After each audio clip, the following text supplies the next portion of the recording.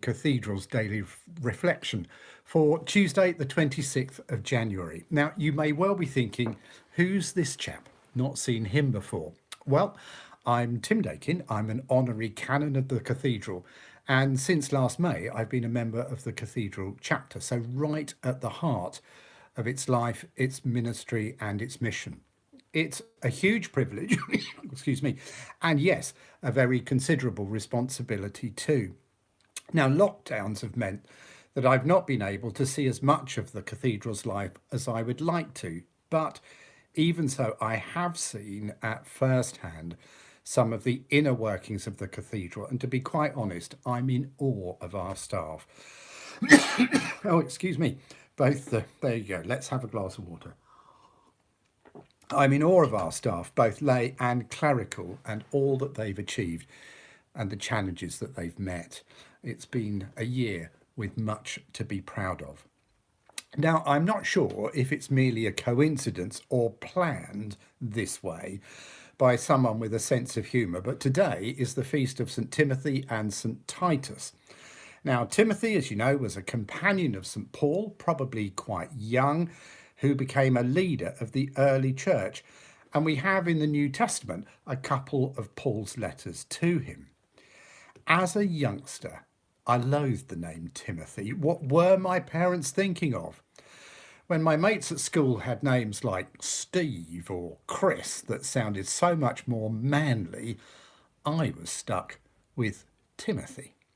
Well, looking back, my mum mostly called me Tim or even Timmy, and I still have birthday cards from my early years to Timmy.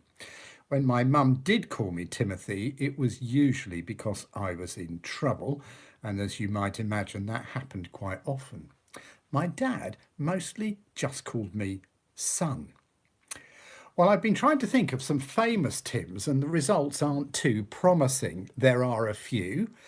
Tim Berners-Lee, the founder of the internet, tennis-playing Tim Henman, and Goodies star Tim Brooke-Taylor, who died last year.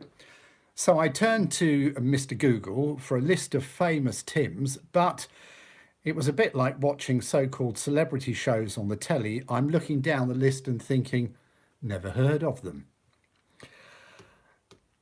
The situation isn't helped by characters from fiction. There's Beatrix Potters, Timmy Tiptoes, hardly a blokey role model.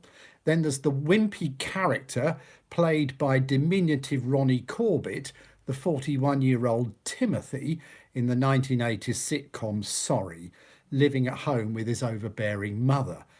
Perhaps a little more hopeful is Charles Dickens' Tiny Tim from A Christmas Carol. As the years have gone by, I've come to rather like being a Tim, and in fact realised that my parents might have been a bit ahead of the game as the name seems to have increased in popularity. By the time I retired from work last summer, our office seemed to be overflowing with Tims. In fact, one wag suggested it wasn't worth even applying for a job unless your name is Tim. So when someone called out Tim in the office, several of us would look up, unless of course it was the boss, in which case we'd all look down, at least pretending to be getting on with our work. In the Bible, we discover how God calls people by name rather than a more generic biblical version of, "Oi, you." In Exodus, we read that God calls from the burning bush, "Moses, Moses." Seeing a burning bush must have been enough of a surprise, but to hear a voice too would have been a real shock. Samuel is in bed when he hears his name being called, Samuel. Thinking it's Eli, he goes to him only to be sent back to bed. It happens again, and off he goes to Eli, who probably with some exasperation sends him back to bed for a second time. On the third occasion, Eli realises it's a call from God and tells Samuel how to respond next time he hears his name. Scrolling forward into the New Testament, we discover Saul on his way to Damascus to deal with this new Christian religion when he has stopped in his tracks by a blinding light and a voice calling, "Saul, Saul." Now, there's a strong message here that God knows us by name and calls us by name, and there's a real intimacy about this. I confess I've always found the idea that of the billions and billions of people who have ever lived, God should know us all intimately by name and care about our individual needs. I found that really difficult, but why should I be surprised? For if God really is God, then surely this is entirely possible. And Jesus tells his followers that God's knowledge is even more detailed, right down to knowing the number of the hairs on our heads, which I guess is more of a challenge for some than for others. Now, this intimacy is at the very heart of our Christian faith. Now, life isn't easy at the moment, and like me, you may know how blessed you are with a warm home, food to eat, and a family to love you, even at a distance. But it can still be tough. So holding on to the intimacy of God's love is even more important than ever. This is a beautiful prayer by John Birch.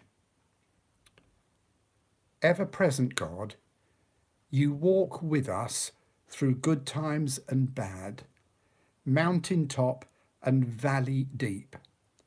Your footsteps our guide, hands our support. Ever-present God, you are close to us when life is smooth or rough, in wholeness and brokenness. Your healing our hope, your touch our desire. Ever-present God, bring comfort and peace and the warmth of your presence, and we shall fear no thing, for you are with us always. Amen.